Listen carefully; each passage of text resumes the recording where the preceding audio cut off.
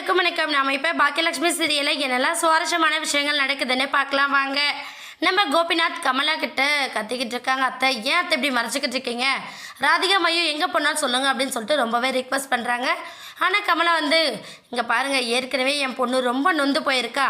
கடந்த கால வாழ்க்கையை சகிச்சிக்க முடியாமல் ஒரு பக்கம் அந்த வாழ்க்கையிலேருந்து மீண்டு எழுந்து வந்தா.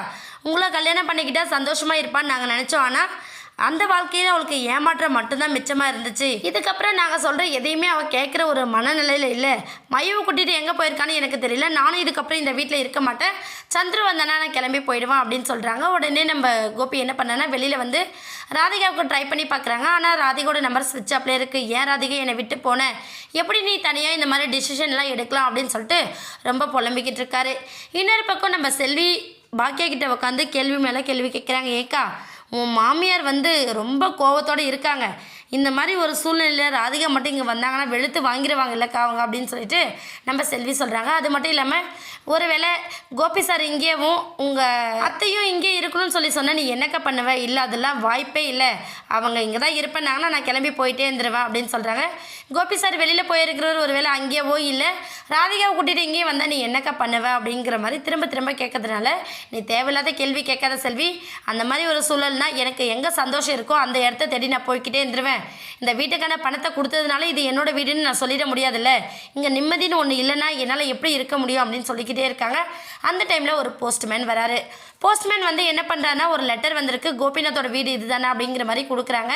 உடனே செல்வி என்ன பண்ணாங்கன்னா, இது கோபிநாத்தோட வீடு கிடையாது, ஆனால் அவர் இப்போ இங்கே தான் இருக்கான்னு சொல்கிறாங்க. உடனே நம்ம பாக்கியா சைன் பண்ணி அவங்களோட லெட்டரை வாங்கி அங்கேயே உட்காந்துட்டு இருக்காங்க. வாசப்படியிலே கரெக்டாக நம்ம கோபி வராரு. கோபி இந்தாங்க லெட்டர் அப்படிங்கிற மாதிரி அந்த லெட்டரை எடுத்து கொடுக்குறாங்க. கோபி ஒரு விரக்தியோடு தான் வராங்க. ஏன்னா நம்ம ராதிகாவை பார்க்க முடியல அப்படிங்கிற மனக்குழப்பத்தோடு வராங்க. இந்த லெட்டர் என்ன ஏதுன்னு கூட பார்க்காம உள்ளே கொண்டு போய் டேபிள் மேலே போட்டு ரொம்ப சேடாக உட்காடுறாங்க.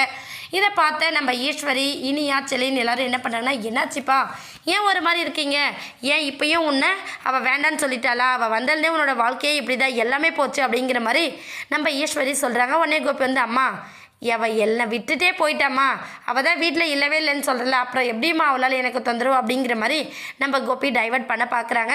சரி, எனக்கு ஒரு மாதிரி ட்ரெஸ்ஸாக இருக்குது, நான் ரூமில் போய் தனியாக இருக்கேன்னு சொல்லிட்டு நம்ம கோபி எந்திரிச்சு போக பார்க்குறாங்க. அந்த டைமில் நம்ம செலின் என்ன பண்ணுறாங்கன்னா, அப்பா உங்களுக்கு லெட்டர் அப்படின்னு சொல்கிறதுக்குள்ள நம்ம இனியா அந்த லெட்டர் எடுத்து பார்த்துட்டு இது கோர்ட்லேருந்து வந்திருக்குப்பா அப்படின்னு சொல்லிட்டு நம்ம கோபிக்கு சொல்கிறாங்க. என்னங்கிறத கோபி வாங்கி பார்த்ததுமே ரொம்ப ஷாக் ஆகிறாங்க. பார்த்தா நம்ம ராதிகா கிட்டேருந்து டைவர்ஸ் வந்திருக்கு. இதை பார்த்ததுமே நம்ம கோபி ஒரு நிமிஷம் அப்படியே ஸ்டன் ஆகி போய் நிற்கிறாங்க. இன்னொரு பக்கம் அந்த பேப்பரை கீழே போட்டதுமே நம்ம செலின் எடுத்து பார்த்துட்டு வீட்டில் இருக்கிற எல்லாருக்கும் சொல்கிறாங்க. இதை கேட்டதுமே எல்லாரும் ரொம்ப பரபரப்பாயிடுறாங்க.